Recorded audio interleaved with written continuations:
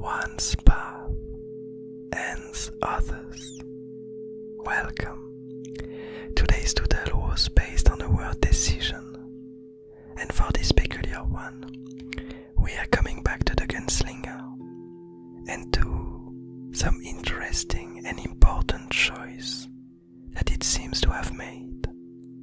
But in the meantime, let's first discover the initial pathways that I drew for this doodle and see how they led me back to this scene. The first one was the soothing breeze, which states that one's remains shares the tale of its past. And so here, this pathway kind of led me back to the idea of these compass clock artifacts and how we still don't know much about them and how they were created. We have this notion that they are connected, they are each connected to only one character in the garden, and that they might have been created when this character emerged in the garden. And so we have this idea that each compass clock is somehow intertwined with the life and with the future of a peculiar being in the abyss garden. And so this peculiar pathway led me back to this intertwined link between these artifacts and these creatures, in the sense that in order for the compass clock to work, the creature needs to be alive. But whenever the creature disappears, the compass clock stops working. And somehow we discovered previously that whatever happened to the compass clock somehow might have an influence on the future of the entity itself. But let's look at the second pathway, which was the gates and shutters, which states that each entity is isolated from its surroundings. And so now that I knew that I wanted to go back to the compass clock artifacts, it naturally brought me to the gunslinger and the serpent that were previously pondering, trying to locate the seedling king and its advisors, trying to find the pathway that could lead them to this alchemist, to the seedling king, and to finally end its life, which seems to be the purpose of the gunslinger. And so, with this pathway, it leads us to be able to discuss how isolated the gunslinger is from the rest of the abyss garden. Its quest led it to kind of travel on its own for a very long time, to never really settle, and to just keep on moving, staying away, moving away from any other environment that was surrounding him, going through tremendous dangers and adventures to try to reach its goals. And I have the feeling that it's something that's core to the gunslinger's psyche, that it has this need to be on its own and to follow its own path.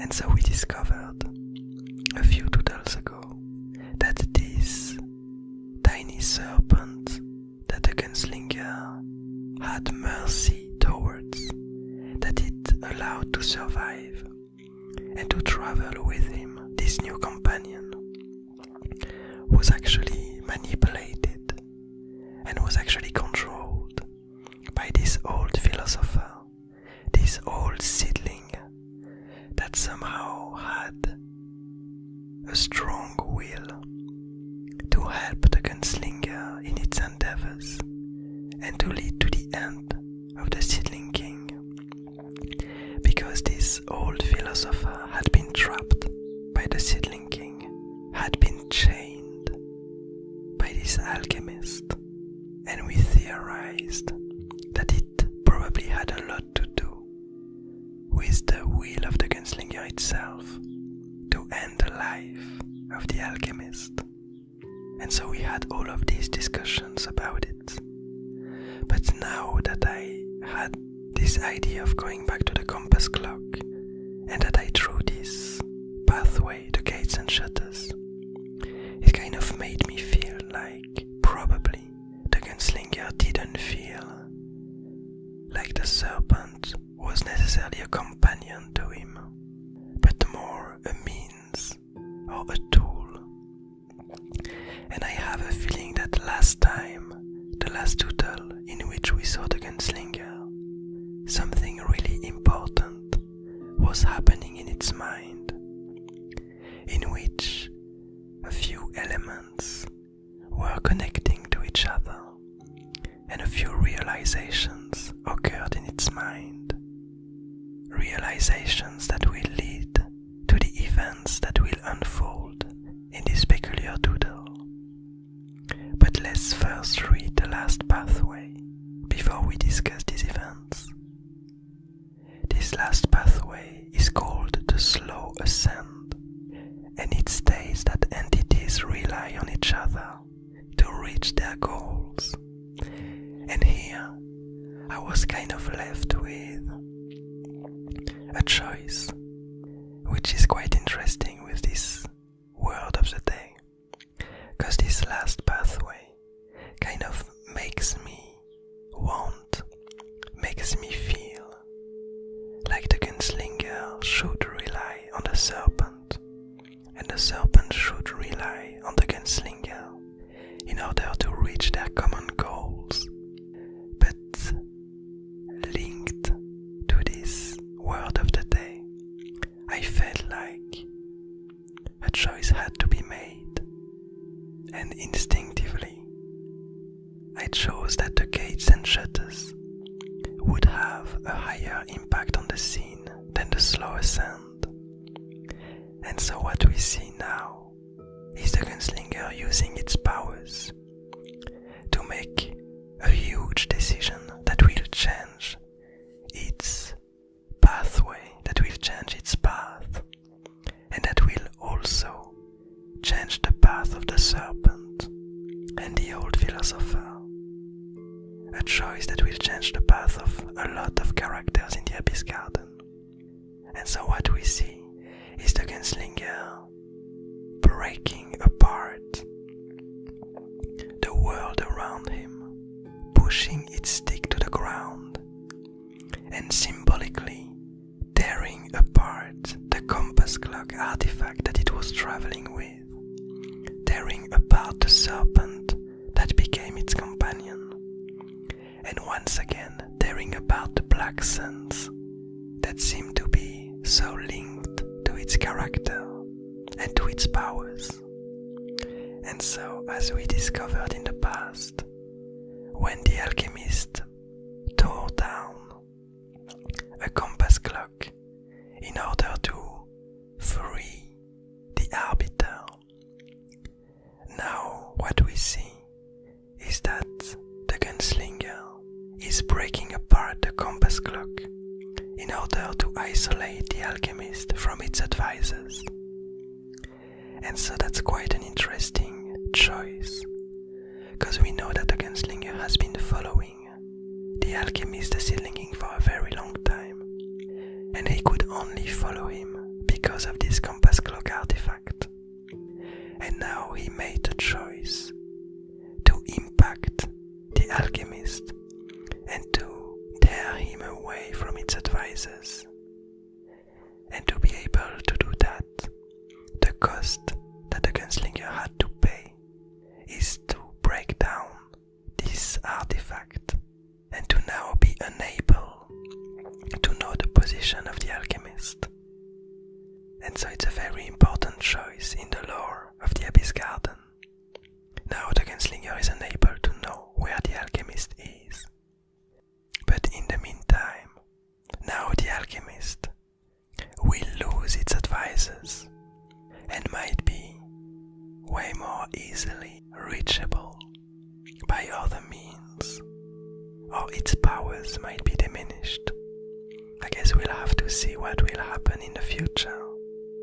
But it seems like decided to break down a lot of its tools, to break down its companion, in order to follow its own path. It decided not to share its pathway with others, not to follow in the footsteps of others, but to find its own way and to get rid of these old tools that became a burden to him.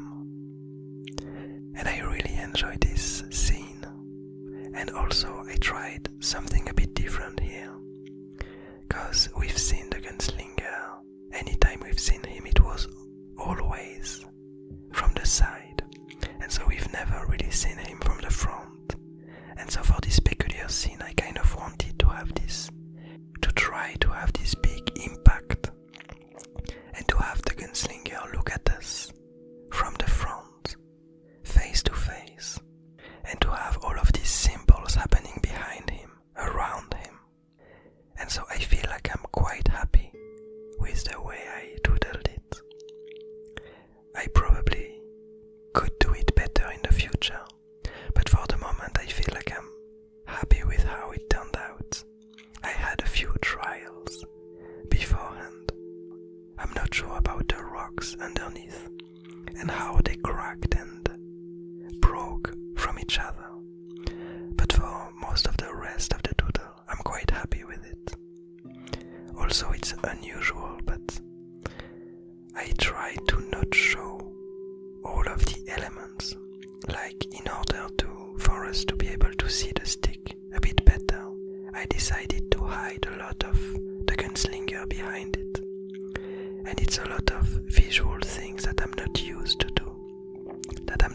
doing. And I feel like I'm slowly gathering new elements in my doodles and new ways of portraying things. And I'm quite happy with it so far.